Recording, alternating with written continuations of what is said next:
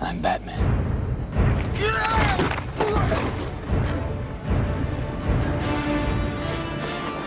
That was the summer when the Michael Keaton Batman movie came out.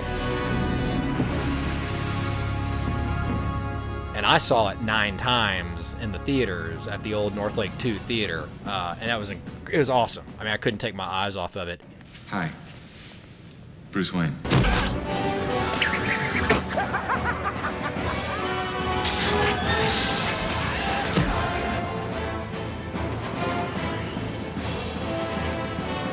Both Scott and I were pretty jazzed about it. We were reading the novel adaptation of the movie, and we had been for several years around the neighborhood just into making videos, video cameras, doing stupid skits in movies, and we were like, hey, we need to film a Batman movie.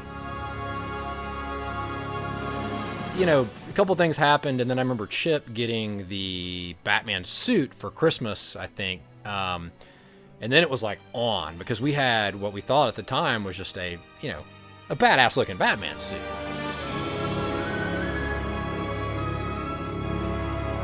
Suddenly, Chip and I really kind of took up this wanting to do our own Batman movie, and we just decided to make it a retread in a good way. We decided to do one with like a real costume, like real special effects, and as many actors as we could find in our neighborhood.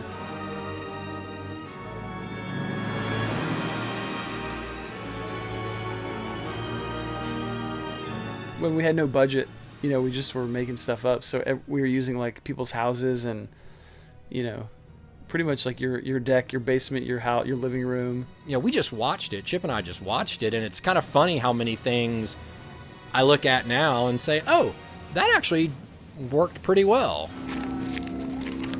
Hey, let's beat it, man. I don't like it up here. What, are you scared of heights? I don't like it up here. Let's split. What, you afraid of heights? Decent people shouldn't live here. They'd be happier someplace else. Pretty tough talk about Carl. Decent people shouldn't live here. They'd be happier someplace else. Pretty tough talk about Carl, huh?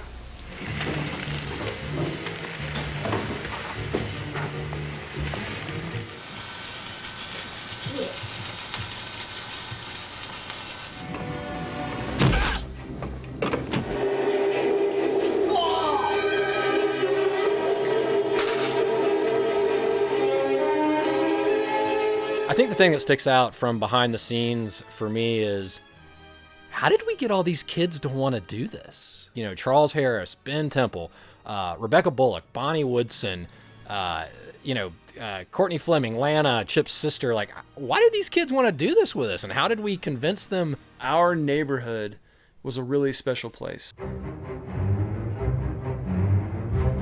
We had, in these movies, we had, people in high school and in 10th grade all the way down to like elementary school kids, but it just felt more like a family, like we were all brothers and sisters. We were pretty close. Given that we had no training, that we did this for fun, that we did it from elementary school to high school, the fact that we were able to talk all our friends into being a part of it, I think it was a win. To this day, the Axis Chemical scene, I still think is awesome. We filmed that in my old basement on La Vista Drive. We had all the kids over there at night. I don't know where parents were. I don't know where my parents were. And we were recreating that Axis Chemical scene, which you remember from the Tim Burton Batman is where the Joker becomes the Joker.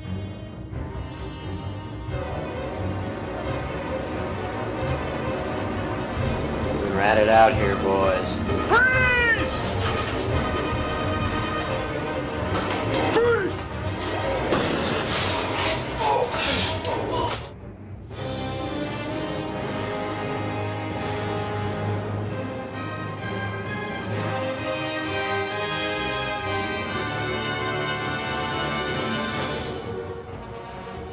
You want it to keep going. Like, I think it's good enough. It's actually good enough where you're like, wow, this is actually a coherent telling of the story.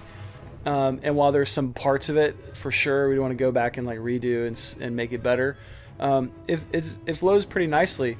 We just did it because we loved it. It was fun. We had no idea what we were doing. and that's kind of the charm of it, I think.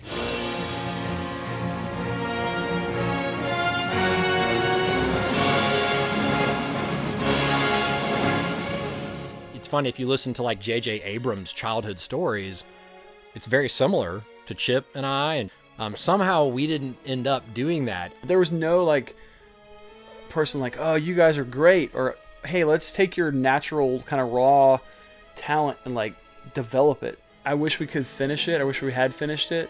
I think the reason we probably didn't finish it is we just got older. There were always other things, and were always going to be other things. But I think what I would tell myself if I could go back in time is say, you can do all those other things, but still make time to goof off. Like, still make time to grab the camera and go do things. But I would say, you know, you are creative. You're designed and made to be creative. And so believe in that. And I think if we had sort of maybe kept the crew together, so to speak, I would have been interested to see what we could have churned out, you know, when we were 16, 17, 18 years old, because we were doing pretty cool stuff when we were 11, 12, 13. But, you know, we're still relatively young. You never know what might happen.